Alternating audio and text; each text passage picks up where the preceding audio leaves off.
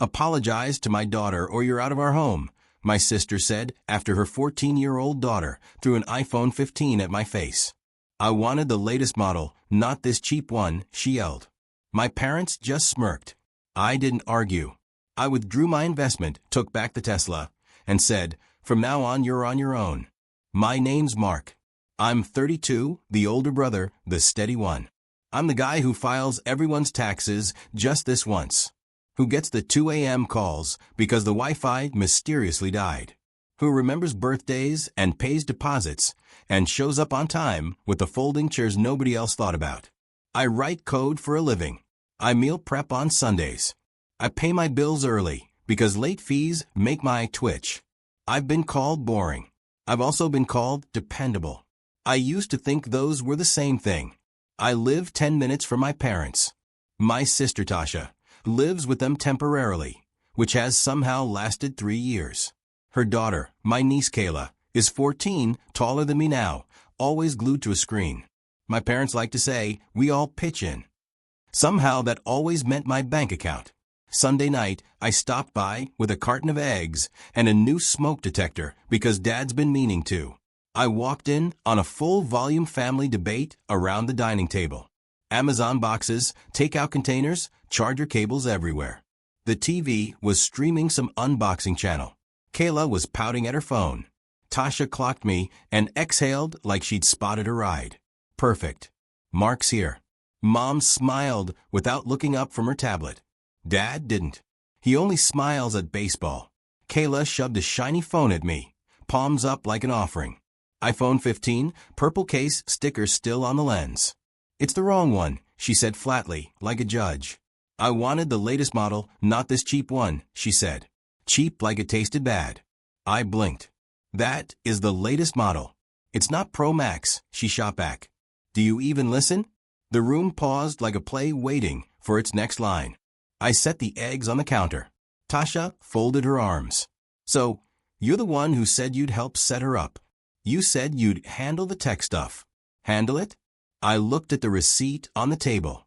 Not my card, not my name. Still, somehow this was my problem. Kayla brushed past me. The phone hit my chest harder than I expected. It slipped, bounced off my jacket, and clattered to the floor. A hairline crack zigzagged across the screen protector. She glared. See, you broke it. I wanted the Pro Max, Kayla. My voice came out calmer than I felt. You threw it at me. Tasha's chair scraped. Apologize to my daughter. I stared at her for being a wall. Apologize, she repeated, jaw tight. Or you're out of our home. Mom's eyes flicked up. She smirked like this was good TV. Dad sipped his tea. No one asked if I was okay. No one asked why a 14-year-old just tossed a $1,000 phone at someone's face. I took a breath. My pulse stuttered in my jaw. Kayla rolled her eyes. I wanted the latest model, not this cheap one, she said again, louder this time, like repetition made it true. Silence. A very specific kind. The kind where they expect me to fold to make it easy to take the blame, because I always do. I didn't argue. I picked up the cracked phone. I set it gently on the table. Okay, I said. Noted. And for the first time in that house, I didn't explain myself. I didn't fix anything. I didn't even stay for dinner. The phone wasn't the beginning. It was just the first time they made the quiet part loud. 2 years ago, Dad borrowed my MX points to book a cruise for their anniversary. He promised to pay the annual fee. He didn't. I paid it because I make more. When the ship posted 1,000 sunset photos, Mom's caption was, blessed. Family is everything. Last year, when Tasha lost her job for unfair reasons that strangely matched her last 3 firings, I helped with 3 months of rent. That turned into half the mortgage until she's back on her feet. Then it turned into me moving their car payment to my account so they wouldn't lose the family car that I didn't drive. I also put money into Tasha's beauty studio, an Instagram idea that lived entirely in stories and never in a lease. It's not a loan, she told me sweetly. It's an investment. She spelled investment like faucet. Turn it and money comes out. When I bought my Tesla, Dad couldn't stop talking about how unsafe it looked. All batteries, he'd say, and then ask for the keys. He loved the quiet acceleration. It made him feel like a spy. He started using it to pick up groceries, then to go to the gym, then to drive Kayla to school because your car is better in the rain. I told myself it was fine. Family, it's just a car. Birthdays were group chats where everyone chimed in with cake emojis. Emergencies were private messages to me. Can you Zelle $300 for Kayla's cheer uniforms? The other moms already paid. Light bill came out early. Can you spot us? I'm under so much stress, Mark. Do you want Kayla to be the only one without new shoes? There was never a spreadsheet. There were never totals. Just me and my phone and whatever balance was left. If I hesitated, Mom would send a voice note. Her voice would drop into that soft, heavy register. Don't make your sister beg. You know how prideful she is. Prideful? Like not having to ask me was a moral accomplishment. Dad's line was simpler. Be a man. That one always worked. Not because I believed him, because I was tired. There were good moments. Kayla used to climb onto the couch with me to watch nature documentaries. We built a PC together when she was 11, matching RAM sticks carefully, lining up the pins like we were handling a museum artifact. She called me Uncle Nerd and smiled with all her teeth. She loved the LED lights. Then TikTok replaced documentaries. Then You're Boring replaced Uncle Nerd. The boundary creep was slow like fog. One day they were borrowing my Netflix. Then my Apple Music. Then my iCloud family plan. I paid because it was easier than explaining why I shouldn't. The login sharing became normal. Passwords turned into a community project. When I changed them, the group chat flared up like a fire alarm. Why are you punishing us? Tasha would write. Control issues. Mom would add like she was diagnosing me. Dad would text a thumbs up emoji to Mom's comment and then call me privately to say, don't be dramatic. We'll talk Friday. Friday would come and go. Nothing would change. Kayla wasn't born with that entitlement. We fed it to her like a vitamin. We taught her that if she looked sad enough, something new would appear. We taught her that money comes from a person, and that person is me. 2 weeks before the iPhone, there'd been a smaller crack. I'd stopped by to drop off an external hard drive for Dad. The house was full. Some cousin's birthday. I said, hi. I waved at Kayla. She was in the corner with 2 friends, FaceTiming someone about a hoodie. Tell your uncle to stop being cheap. One of the girls said, not bothering to lower her voice. Facts. Kayla laughed, eyes on her screen. He's always like, budget like who cares? Who cares? Dad saw my face and clapped my shoulder. She's just a kid. Tasha saw it and said, you know how teenagers are. Mom handed me a plate and moved on to talk about centerpieces. A week later, a package showed up at my building. A Pro Max case glittery with rhinestones addressed to me. No phone, just the expectation. A note tucked inside. Can you order the actual phone so there's no delay? Tex, love you. I set the case on my desk and stared at it for a full minute. My chest did that weird buzz it does right before a migraine. I typed a response. I deleted it. I told myself I'd talk to them in person. Then Sunday happened. The throw, the smirk, the apology demand. I went home and sat in the quiet of my apartment. I watched the city move through my window. Headlights sliding up the walls like slow lightning. I tried to give them the benefit of the doubt. Maybe they were tired. Maybe Kayla was embarrassed. Maybe I was reading too much into it. My phone pinged. The family chat lit up. Tasha, next time don't make a scene. Mom, we raised you better than to humiliate a child. Dad, call me.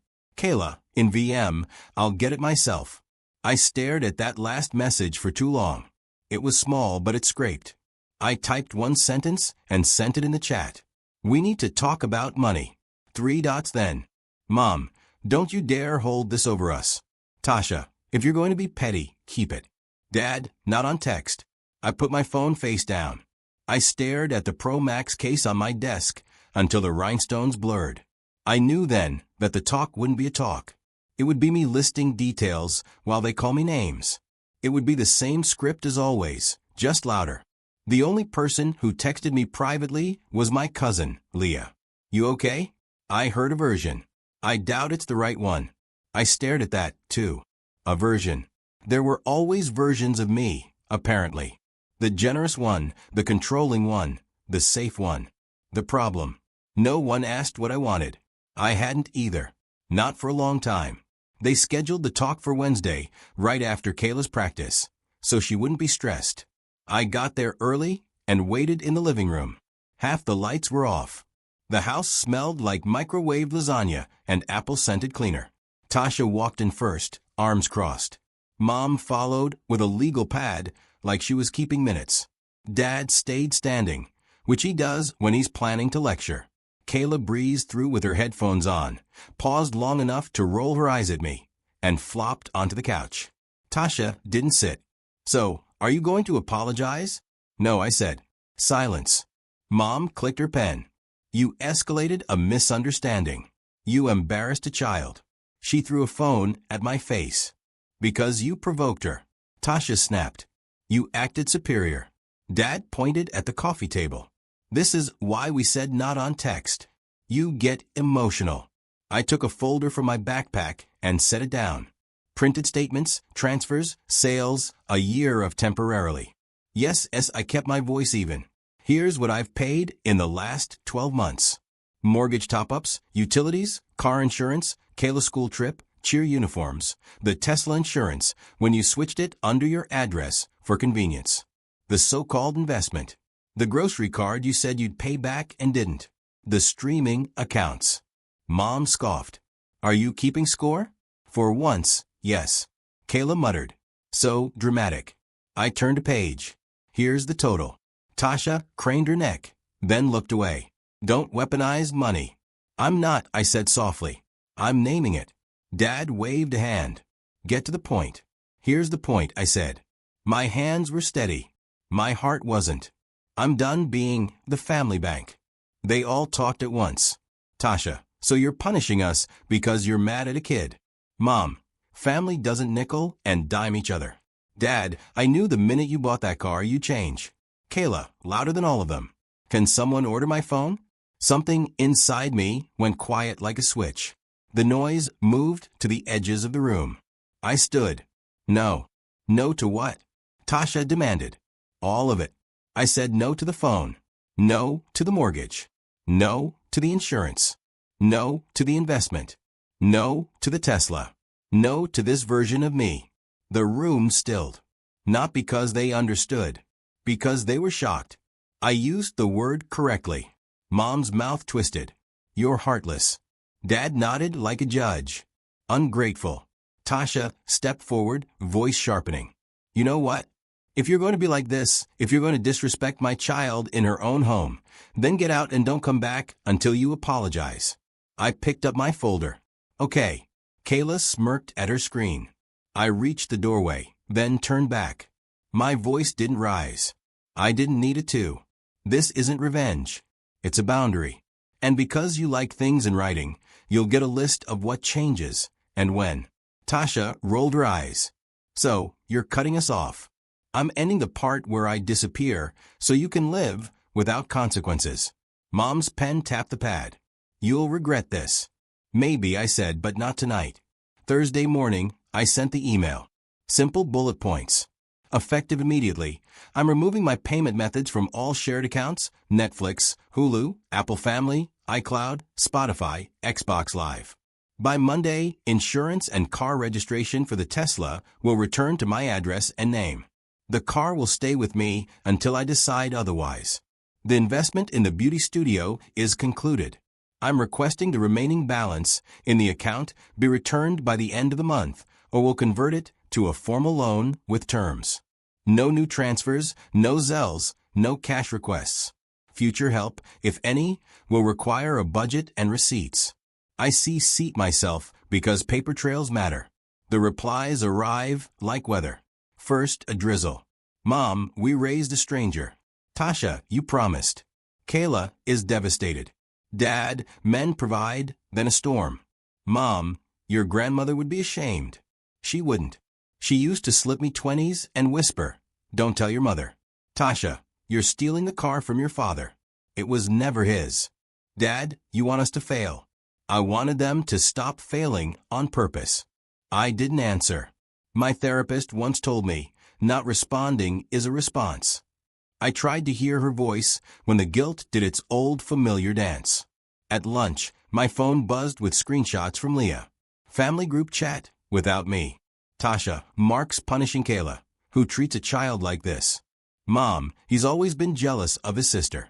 Dad, he thinks a fancy car makes him important. An aunt chimed in with a prayer hands emoji. Another cousin wrote, he needs to remember where he came from. I closed the screenshots and ate my sandwich in the stairwell where it was quiet. Friday, Dad texted, need the car to take Kayla to school. I said, I'll drive her. He said, don't bother. I went anyway. Kayla stomped to the curb, slammed the door, and didn't say hello. Her friends stood by the gate watching us. One whispered loud enough for me to hear. Is that the uncle? Kayla put her headphones on. 2 blocks later, she said without looking at me. Everyone has the Pro Max, you have a phone, I said gently. A good one, she snorted. You don't get it. I get more than you think. She didn't answer. At a red light, I said, I used to love building computers with you.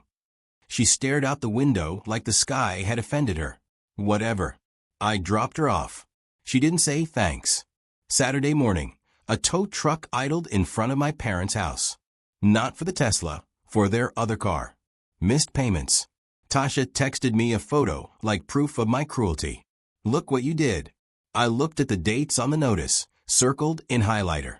They'd been late, before the phone, before the boundary. The tow wasn't my fault. It was just visible now. Sunday, Mom called, and when I didn't answer, left a voicemail. That started with tears and ended with venom. You're going to die alone. People say that when they want you to feel smaller than the room they're in. I blocked nobody. I also answered nobody. I made coffee. I cleaned my apartment. I put the glittery Pro Max case into a drawer I barely use. The one with leftover cables and a battery pack that never holds a charge. At noon, my doorbell rang. Leah stood there with a bag of empanadas and a look that said, I know. She didn't ask questions. We ate in my kitchen. She told a story about her boss forgetting his own laptop at TSA. We laughed. It felt like breathing air I hadn't tasted in months. Monday, I moved the Tesla's insurance and registration back. At the DMV, the clerk asked, any reason for the address change? I smiled. Finally, reading the manual. Tuesday, a new email from Tasha. Kayla needs rides now. Are you happy? No, I thought happiness wasn't what any of this was about. It was about not drowning. Work out better. Not instantly, but in that way where the background hum lowers. I was shipping a feature that had haunted me for weeks because I'd been too busy absorbing everyone else's fires. My manager said, nice work. I believed her. I started going to the gym again. I took a beginner's pottery class because a friend begged me to try it. My mug was ugly. It made me smile anyway. The crisis at my parents' house didn't end. It shifted. Without my auto payments, the budget suddenly mattered. Dad sulked. Mom threw pity parties with centerpieces. Tasha tweeted sub-tweets that were obviously about me. Kayla posted a story with a blurry photo of a crack on her phone and wrote, some people are fake. I didn't swipe up. There were small, unexpected things. My neighbor Priya knocked to ask about chargers and stayed to talk about her dog. She said I looked lighter. I didn't know I'd been wearing heaviness on my face. Leah texted more. Proud of you. She'd write like vitamins. Then Tasha escalated. Of course she did. She sent a long, breathless text about how the beauty studio needed just one last infusion to survive. Think of it as protecting your initial investment. She attached a Canva chart with circles and swoopy arrows and predicted revenue. There were no numbers connected to reality.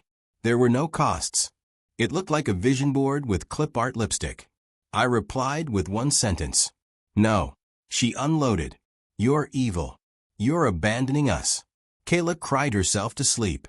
I typed and erased 3 times.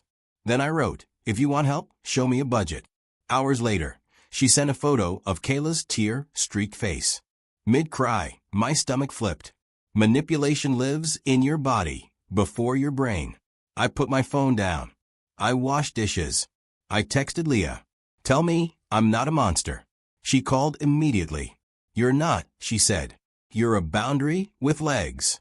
Thursday night, Dad ambushed me in the driveway. Your mother is sick over this. So, am I said. Just a different kind. You think you're better than us. I think I'm not a debit card. He shook his head. You never apologized to Kayla. That girl's been through enough. I looked at him and asked, what exactly am I apologizing for? For not buying a child the exact model she demanded? For not absorbing your bills? For refusing to be shouted at in my parents' house? He didn't answer. He looked at the Tesla instead. You always like showing off. It's a car, not a parade. He turned to go, then threw one last line over his shoulder. We'll remember this when you need us. I almost laughed. When have I needed them? Not in the way they mean. The following week, something shifted in a direction I didn't expect. Kayla texted me. Not a paragraph. 2 words. Computer help. I stared at the screen. I typed, what's up? She replied, PC won't boot. Black screen. Need it for a project. I considered sending a link to a tutorial. Instead, I drove over. She met me at the door, eyes guarded, chin tilted like a shield. We didn't talk about the phone. I plugged in the PC, popped the case, reseated the GPU, checked the power. It booted on the 3rd try. The LED lights flickered on pink and blue. She exhaled. Thanks. I nodded. Anytime. She hovered. Can you show me how you did that? I felt something loosen. Yeah, I said. Grab a chair. We worked in silence. After a while, she said so quietly.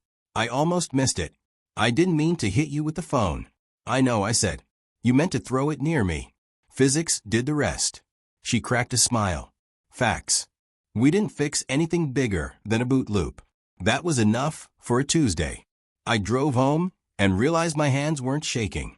2 months later, the Pro Max case still sat in my drawer under old cables. Every so often, I'd open it and look at the glitter. I remember how easily I used to trade my piece for approval. It felt strange to look at an object and recognize the version of me who would have clicked by now without blinking.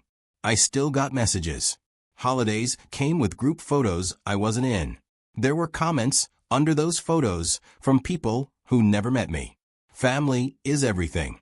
I would put my phone down and make coffee and text Leo a meme and go on with my day. My parents did not transform into saints. Tasha did not become financially literate overnight. Kayla did not leave her phone in a drawer and read Russian novels by candlelight. Real life isn't a montage, but the volume knob turned down. At work, I said yes to a project I wanted and no to one I didn't. My manager said, "Boundaries look good on you." I laughed because I finally understood the joke. On a Sunday, I pulled the Tesla into my parents' driveway to drop off a package that had been misdelivered. Mom opened the door. She looked smaller. She also looked like herself, sharp and a little tired. We stood on the porch like diplomats. She didn't apologize. Neither did I. I made too much soup, she said. I was not quite meeting mine. Do you want some? Yes, I said. I'd like that. We ate at the counter. We did not talk about phones or money. We talked about the weather and a neighbor's garden and a movie she half-liked. It was mundane. It was safe. When I got up to leave, she touched my sleeve. You always were dependable, she said softly.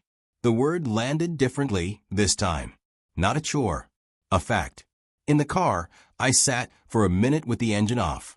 I looked at my hands on the wheel. They didn't feel like anchors anymore. That night, Kayla sent me a photo of the PC glowing like cotton candy. I added fans, she wrote. No more overheating. Pro Max. I laughed out loud. I typed back. Looks dope. Proud of you. Then, after a long beat, she wrote, sorry about before. I stared at the screen. I felt that old automatic urge to say it's okay. I didn't. I wrote, thanks for saying that. And then I put my phone down and did something I hadn't done in a long time. Nothing. People talk about revenge like it's the only satisfying ending. They don't talk enough about freedom. Mine wasn't a fireworks show.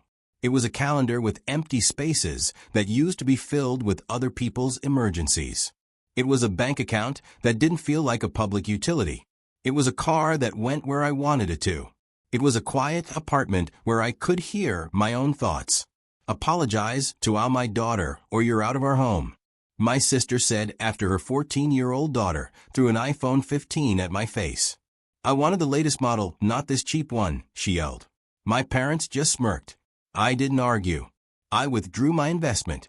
I took back the Tesla, and I said out loud and to myself, from now on, you're on your own.